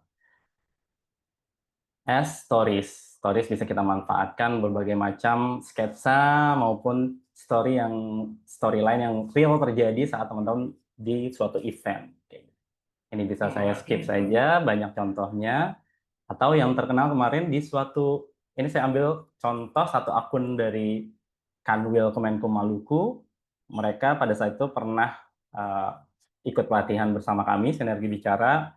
Mereka juga share bagaimana mereka struggle di awalnya untuk menampilkan, biasanya kan akun instansi itu kalau nggak apel, arahan dari pimpinan. Nah, bagaimana supaya akun instansi bisa viral? Ternyata adalah mengangkat story. Salah satunya adalah ini, story di mana adik-adik dari calon pegawai negeri sipil dibantu oleh kakak-kakaknya dari Karanwil Kemenko Maluku dalam persiapan ujian CPNS. Jadi seperti yang ada sepatunya belum hitam, dibantu untuk diwarnai dulu dan sebagainya. Ternyata works. Meledak, kontennya viral dengan 20,3 juta viewers, 365.000 likes, 2.752 comments. Jadi jangan ragu untuk gali ke arah itu. Steps itu tadi. Ini salah satu gambaran dari videonya yang viral.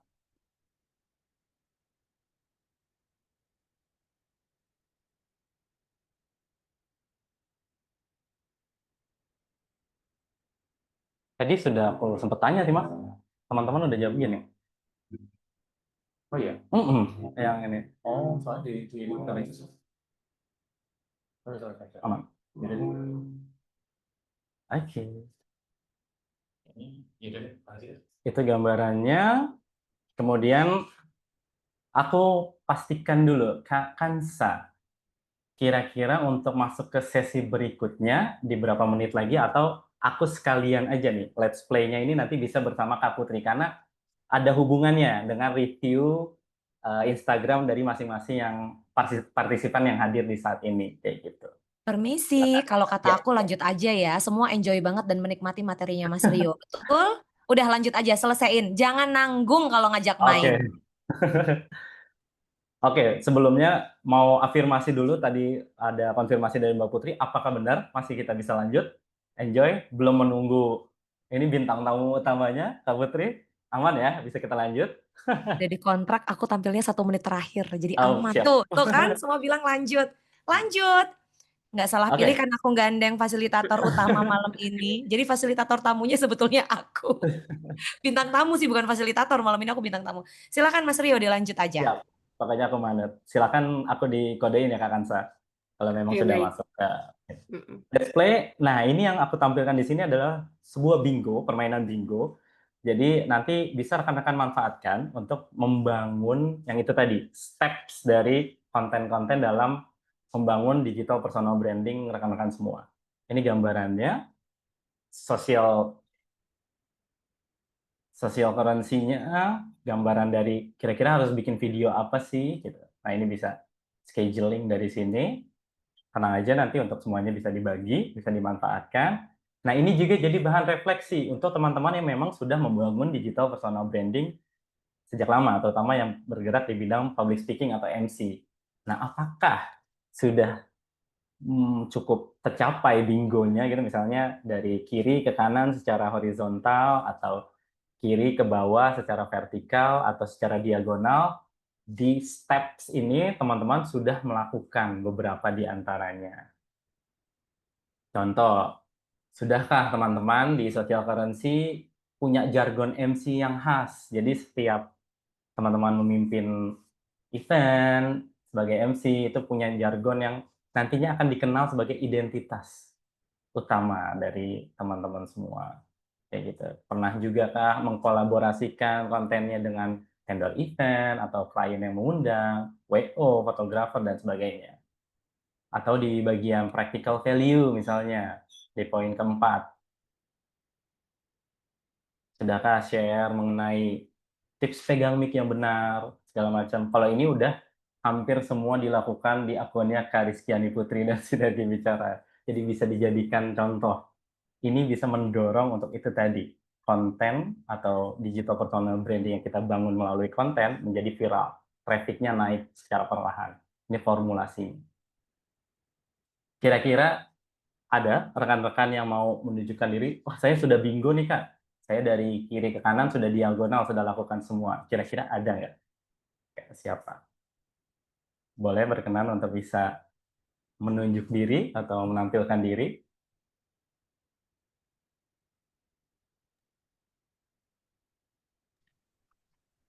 barangkali karena malam hari ini yang join teman-teman konteksnya public speaking secara umum. Jadi Oh, mungkin umum ya, Kak MC Putri. profesional Soalnya kan sempat ngintip juga sebagian. ke Gak IG apa-apa, gitu, aman. beberapa MC, aman ya? Aman banget. Ini sambil ada Baik. yang angguk-angguk kok, kalau yang teman-teman memang Heeh, fokusnya ke arah MC juga gitu, jadi nggak iya. apa-apa. Jadi Jadi ini kalau ada yang gambaran. nggak bingung sama sekali mohon dimaklumi. It's okay. Ini bisa dijadikan rekomendasi untuk konten-konten berikutnya. Gitu. Ini gambarannya, jadi bisa dimanfaatkan nanti untuk membangun digital personal branding, terutama di Instagram maupun TikTok, yang sekarang sedang in lah. Oke, bisa kita lanjut. Nah, jadi dalam membangun digital personal branding, kita juga nggak bisa meraba dalam gelap. Kita butuh yang namanya benchmarking. Jadi teman-teman, rekan-rekan bisa manfaatkan benchmarking ke idola maupun orang yang rekan-rekan rasa bisa, I wanna look up to him atau her. Itu bisa dimanfaatkan. Misal, gambaran kita juga butuh untuk refleksi diri sendiri mengenai digital presence kita, keberadaan kita di dunia digital, dunia maya. Contoh misalnya saya sendiri, digital presence saya, apa sih? Apa sih yang mau saya ketahui dari diri saya? Jejak digital apa yang saya tinggalkan di dunia maya yang orang lain bisa cari, tapi saya nggak tahu itu muncul secara tiba-tiba atau secara nggak sadar itu saya bangun dari kegiatan saya di dunia digital, dunia maya. Boleh saya bergeser dulu sebentar, kita coba masuk ke tes digital presence dari diri saya.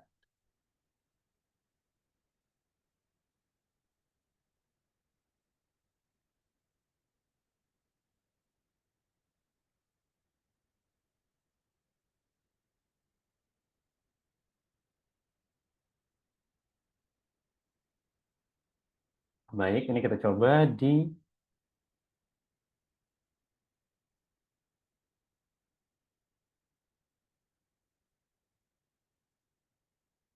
nah, digital presence saya diantaranya sebagian besar adalah seperti ini. Yang tampil paling atas itu LinkedIn, bahwa Febrio Kalianda itu siapa sih? Buat orang yang kenal, mereka akan langsung baca. Mata mereka akan tertuju ke kreatif spesialis dari sinergi bicara. Jadi di sini kita bangun. Ternyata saya sadari, oh ini sesuatu yang saya bangun. Secara nggak sadar itu dikumpulkan oleh database besar Google untuk kemudian disusun. Jadi orang yang mau mengenal saya tanpa bertemu sebelumnya pengen tahu Febrio Kalianda siapa, yang muncul ini. Nah ini bisa saya manfaatkan untuk jualan tanpa disadari. Kemudian juga muncul TikTok dan sebagainya. Kalau mau mengintip gambar sedikit, nah ini ada beberapa gambar yang tadi saya bilang juga paling banyak ya karena keangkat sama Kak Putri. Jadi saya juga ikut trafficnya keangkat. Beberapa konten kolaborasinya juga ikut. Seperti itu. Nah ini bisa teman-teman manfaatkan dengan terutama mengaktifasi kembali media sosial. Sesuai sama apa yang teman-teman inginkan, personal branding bentuknya seperti apa. Kalau yang mau diutamakan Instagram, silakan. Kemudian kalau mau TikTok atau YouTube, atau secara profesional mau dibangun LinkedIn-nya, silakan. Itu gambarannya.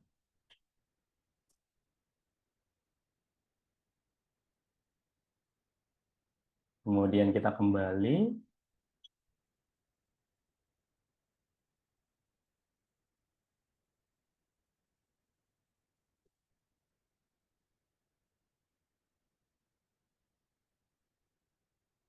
ke materi lagi.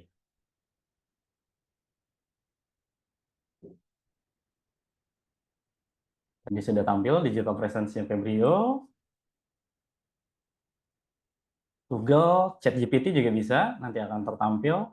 Itu bisa dibangun dari banyaknya dari kita beraktivitas di media sosial. Nanti kecenderungannya database akan membaca ke mana yang lebih relevan untuk ditampilkan. Seperti itu. Nah, sekarang kita mau ada game sedikit.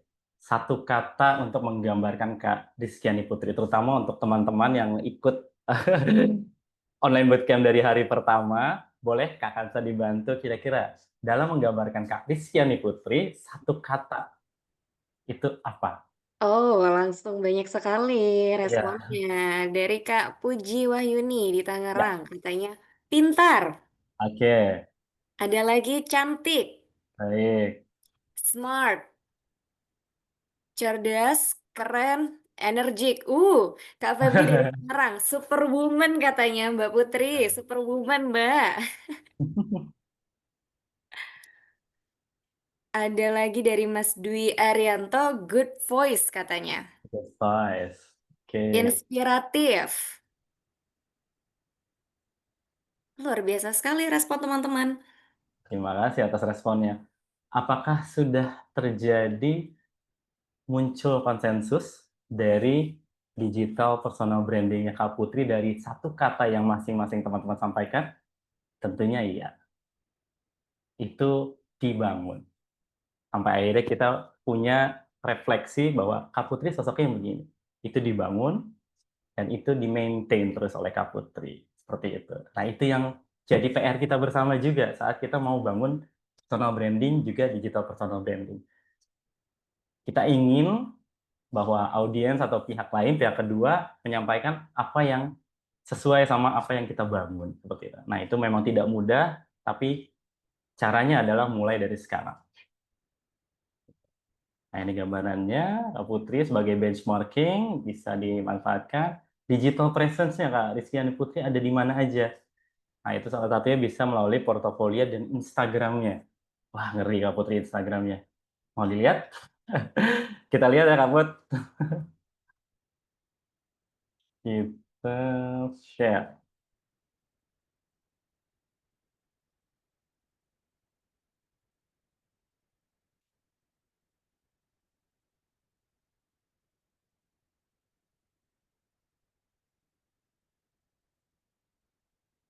Oke.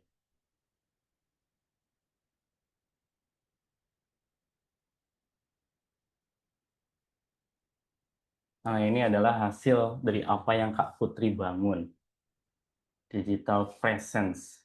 Kalau kita coba cek di Google,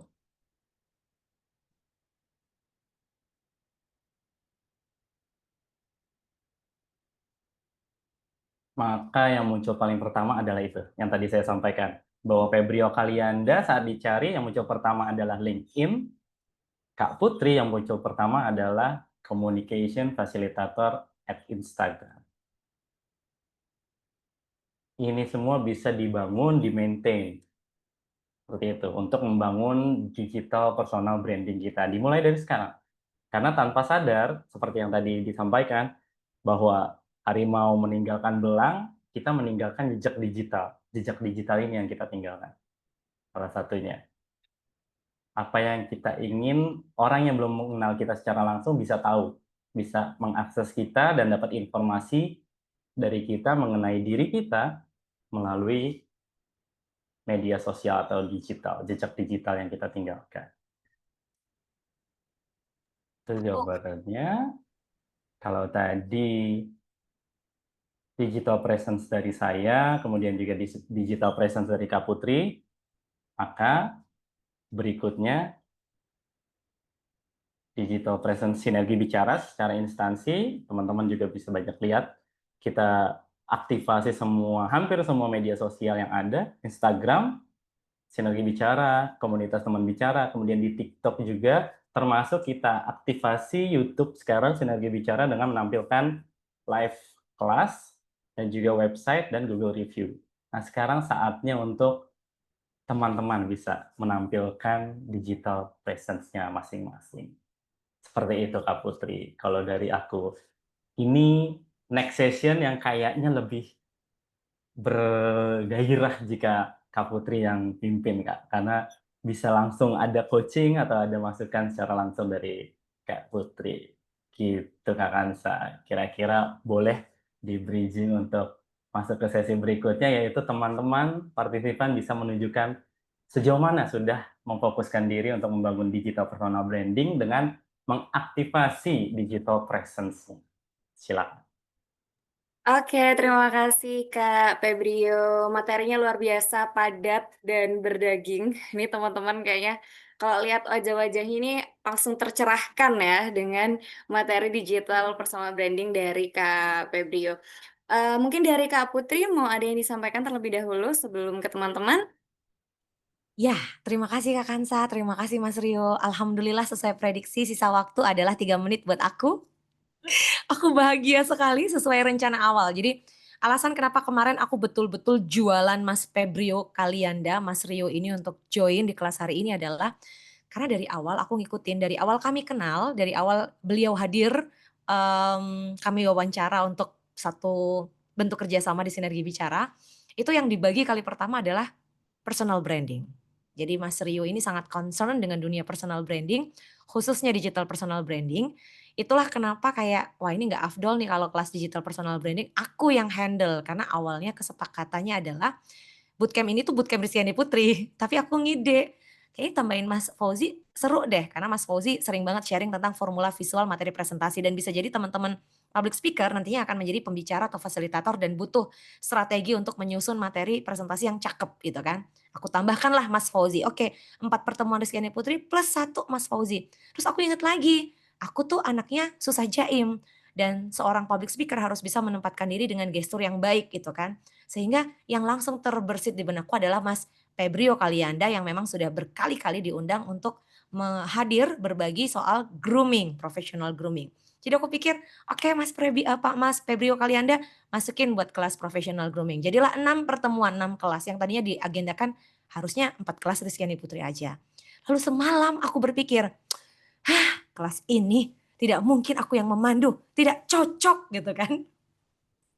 Karena kalau aku yang sharing, teman-teman yang udah pernah ngikutin kelas kami sebelumnya, khususnya kelas personal branding, jatuhnya kelas apa? Kelas sharing session, kelas best practice. Karena yang pasti aku bagi adalah, ya salah satunya adalah prosesku yang sampai ada di titik sekarang dengan branding hari ini. Dan rasanya nggak elok karena aku tidak melihat dengan helikopter view, karena ya aku sebagai praktisi, aku sebagai pemain jalanan gitu, aku bukan pakar personal branding. Semoga dari ekspresi teman-teman tadi aku ngikutin sambil aku menyempatkan makan malam mulu sego sambel penyetan enak sumpah nang Medion murah meriah. Ntar aku kasih tahu di mana belinya kalau lagi ke Madiun ya. Tetap ada iklan di sini setelah madu. Setelahnya yang aku lakukan adalah aku ngikutin tuh, aku nyimak ekspresi teman-teman, mencatat, mendengar, ikut tertawa. Aku paling happy tadi pas Mas Dwi Arianto bolak-balik ngakak pas Mas Rio menampilkan slide mulai dari yang cult tadi, Die Hard Fans, dia ketawa ngakak. Terus waktu muncul David Beckham dia senyum-senyum gitu kayak ini kalau Rizkyani Putri yang sharing gak mungkin ekspresinya kayak gini karena Rizkyani Putri pasti akan bahas akunnya Rizkyani Putri dan akun-akun yang Rizkyani Putri kenal gitu. Jadi aku ngerasa hari ini Mas Rio terima kasih sudah menyelamatkan hari teman-teman yang sudah membayar mahal sekali untuk ikut kelas ini dan dapat materi yang sangat bermanfaat dari Mas Rio. Dariku aku gak ada catatan apa-apa, aku cuma mau bilang personal branding itu proses yang sangat panjang seperti yang tadi Mas Rio cerita. Ini proses umur hidup. Untuk bisa memberikan kesan pintar di hadapan teman-teman, inspiratif, cantik, keren, energik, superwoman, good voice. Itu melelahkan, sumpah melelahkan. Capek banget. Tapi duitnya banyak. Capek banget. Aku rela tidur lebih malam dan bangun lebih pagi untuk bisa jaga engagement sama teman-teman di media sosial. Aku rela balesin satu-satu DM. Capek banget, capek. Karena yang aku kerjakan banyak sekali selain sebagai seorang ibu, istri, percayalah 2 putri kami dan suamiku, anak mertua itu permintaannya banyak banget macam-macam ya. Selain meminta dimasakin karena dia tahu kalau aku masak berarti dunia sedang tidak baik-baik saja. Rizkyani Putri masak itu berarti sedang terjadi sesuatu. Dan di luar itu aku juga adalah seorang perintis bisnis yang mana tidak mudah dengan tim yang jumlahnya tidak sedikit, yang untuk ukuran startup oke, itu tidak banyak, tapi buat aku ini tidak sedikit karena setiap tanggal 25 kelihatan banget itu nggak sedikit, percayalah. Dan yang aku rasakan sampai dengan hari ini adalah Sinergi Bicara, komunitas teman bicara, dan bahkan akun yang baru kami bangun kelas.sinergi bicara itu bisa bertumbuh ya karena kepercayaan teman-teman. Dan kepercayaan itu harus aku jaga, harus kami jaga. Karena itu mahal sekali. Sekali kami mengecewakan teman bicara, mengecewakan teman-teman yang ikut kelas, yang ngerasa, ya elah bayar segini cuma dapat ini. Gitu. Itu akan menjadi tamparan keras buat aku pribadi karena ya berarti harus banyak yang kami koreksi. Jadi karena proses ini tidak mudah, pesan cinta dariku buat teman-teman adalah kalau Anda sudah ikut kelas ini dan Anda hanya diam saja, tidak melakukan perubahan, tidak melakukan sesuatu dengan digital presence Anda, maka nggak usah ikut kelas sinergi bicara lagi.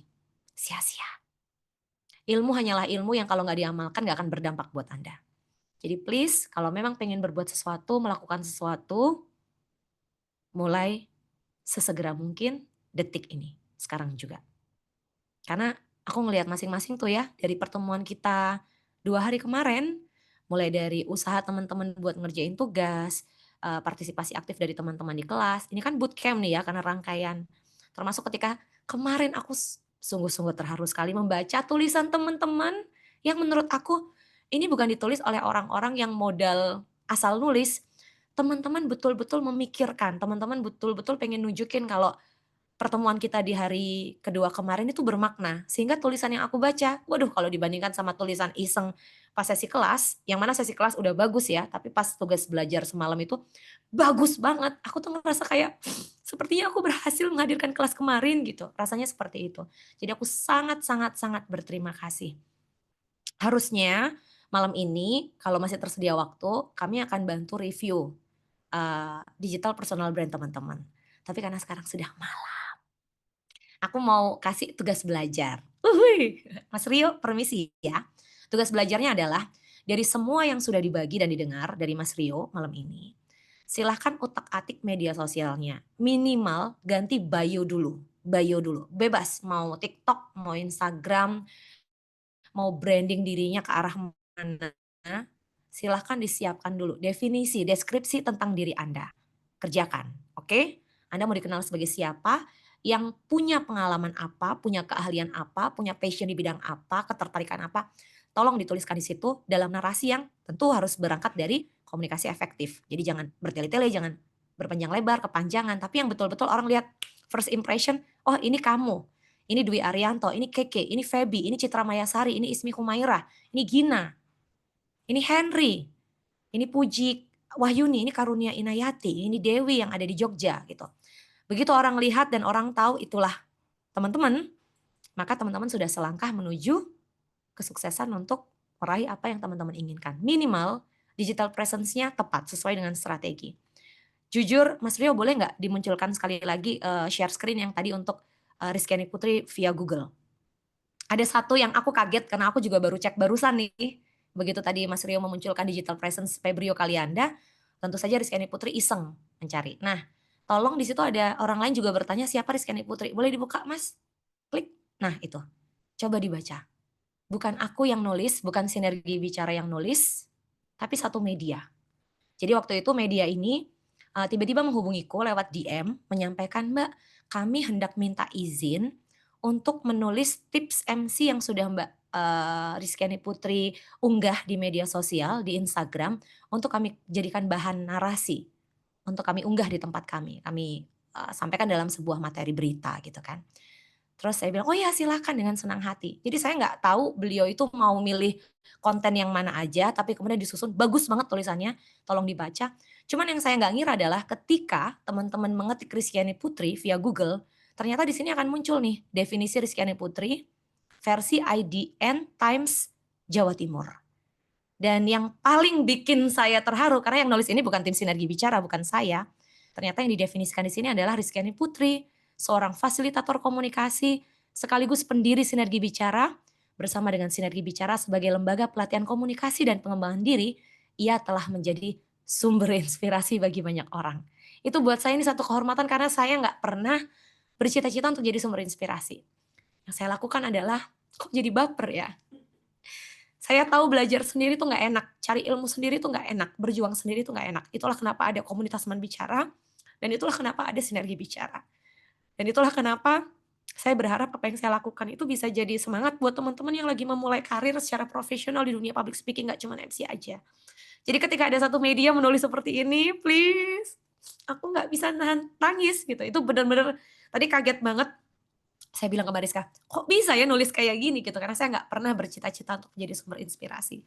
Kalau jadi sumber air suhu dekat, boleh saya.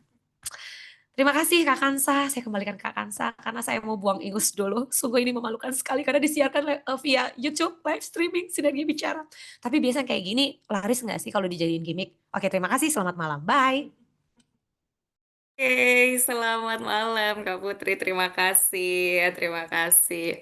Terima kasih banyak untuk Mas Febrio Kalianda atas materinya yang luar biasa malam hari ini.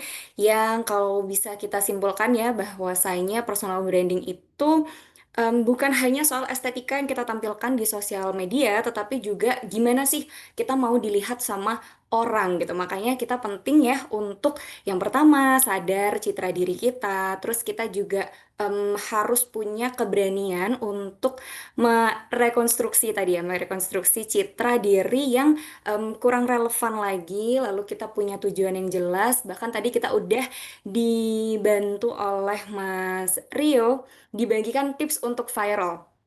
Jadi seluruh partisipan malam hari ini udah pegang ilmu untuk viral ya sosial medianya. Dan jangan lupa untuk teman-teman bicara yang hadir malam hari ini untuk mengerjakan PR dari Mbak Putri. Apakah PR-nya tadi? Apakah masih ingat PR-nya? Ya, untuk yang pertama minimal memperbaiki bio sosial media. Begitu ya, teman-teman. Semoga bersemangat untuk mempercantik sosial media teman-teman sekalian. Terima kasih banyak kehadirannya teman-teman hari ini dan sekali lagi terima kasih juga kepada Mas Rio, kepada Mbak Putri dan tim Sinergi Bicara yang sudah memfasilitasi kegiatan online bootcamp digital personal branding pada malam hari ini. Oke, sebelumnya kita mau ambil dokumentasi terlebih dahulu. Bisa teman-teman untuk on cam semua. Bisa dibantu oleh tim Sinergi Bicara untuk mengambil dokumentasi. Oke, apakah sudah siap tim?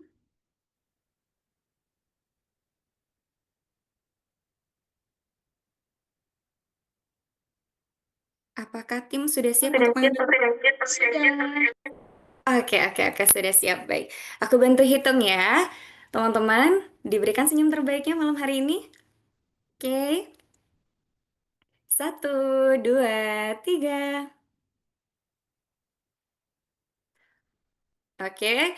Kita boleh gaya bebas yang ekspresif, yang ceria untuk menutup malam hari ini. Oke, diberikan gaya love, love, love, love. Oke. 1, 2, 3.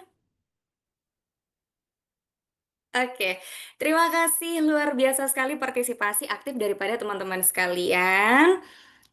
Oke, sekali lagi kami selaku tim Sinergi Bicara mohon maaf apabila terdapat kekurangan dan kesalahan dalam bertutur kata dan menghandle acara malam hari ini. Terima kasih, terima kasih, terima kasih sekali lagi. Sampai kita ketemu esok hari online bootcamp hari keempat. See you. Yuk. Aku mau pesan sponsor, nanti kalau ada pertanyaan karena waktunya terbatas silahkan disampaikan di grup WA kita. Mas Rio akan merespon dan sekaligus mereview perubahan bio yang sudah teman-teman lakukan sebagai input. Oke? BTW jangan lupa ya before after. Screenshot sebelum diubah, screenshot setelah diubah bio-nya. Nanti Mas Rio akan memberikan review. Jangan lupa kirim linknya ya. Malam ini. Kalau ada pertanyaan nanti direspon Mas Rio santai besok. Thank you, bye-bye. Makasih Kak Terima Kansa. kasih Kak Putri, terima kasih Kak Rio, terima kasih teman-teman semuanya. Selamat malam.